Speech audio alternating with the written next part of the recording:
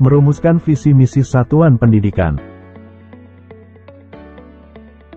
Pengorganisasian pembelajaran memegang peran penting dalam mewujudkan pembelajaran paradigma baru. Untuk itu, diperlukan pembaharuan dalam pengorganisasian pembelajaran, salah satunya melalui pembagian kewenangan antara pemerintah pusat dan satuan pendidikan.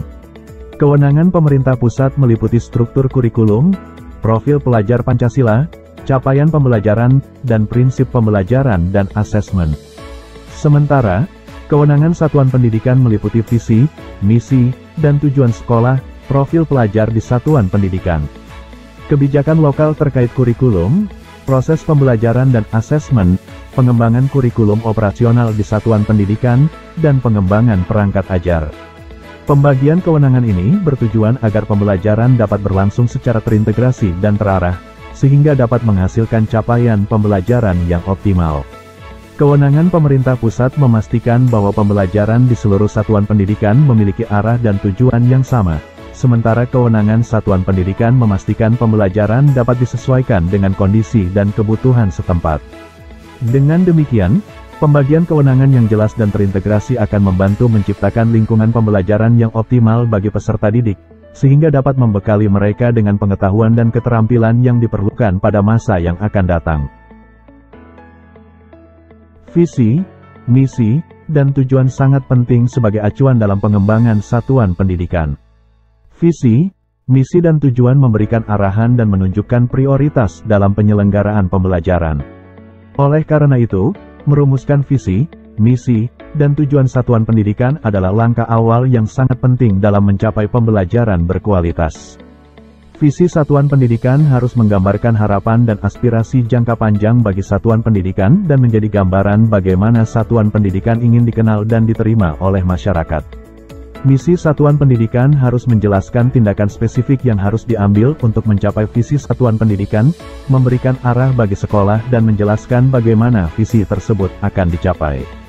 Tujuan satuan pendidikan harus fokus pada peserta didik dan menjelaskan hasil yang ingin dicapai dalam jangka waktu tertentu, seperti hasil belajar peserta didik, program pendidikan, atau pengembangan satuan pendidikan secara keseluruhan. Dengan demikian, visi, misi, dan tujuan satuan pendidikan harus selalu berpusat pada peserta didik dan menjadi acuan bagi pengembangan pembelajaran yang berkualitas. Visi adalah cita-cita bersama pada masa mendatang dari seluruh warga satuan pendidikan. Visi ini dirumuskan berdasarkan masukan dari seluruh warga satuan pendidikan, sehingga menjadi gambaran masa depan yang diharapkan dan dicita-citakan oleh seluruh pemangku kepentingan satuan pendidikan. Visi harus dapat memberikan panduan dan arahan bagi seluruh warga satuan pendidikan, serta memotivasi mereka untuk bekerja sama dalam mencapai tujuan bersama. Visi harus tampak realistis, kredibel, dan atraktif, serta mudah dipahami, relatif singkat, dan berfokus pada mutu. Visi harus menjadi pijakan bagi seluruh warga satuan pendidikan dalam menentukan arah dan tujuan bersama. Visi harus menjadi pendorong bagi semangat dan komitmen setiap warga satuan pendidikan untuk terus berusaha mencapai hasil yang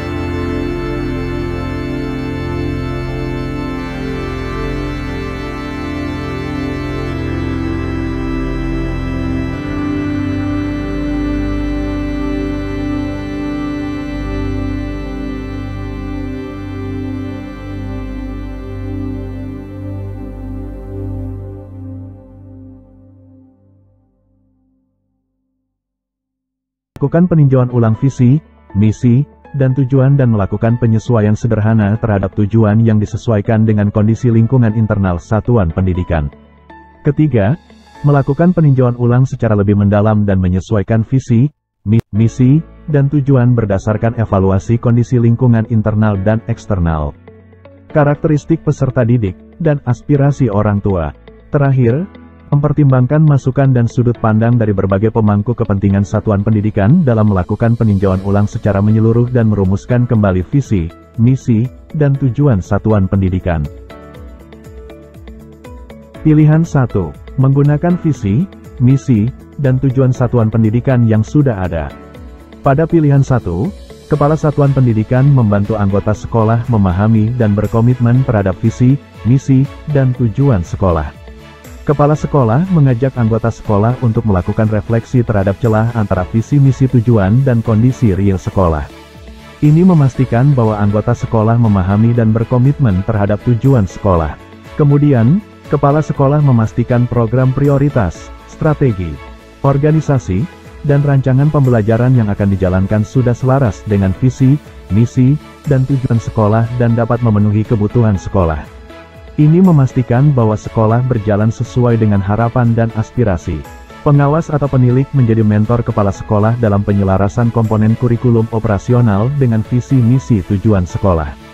Ini memastikan bahwa sekolah menjalankan program dan strategi yang sesuai dengan harapan dan aspirasi dan memenuhi standar yang ditetapkan.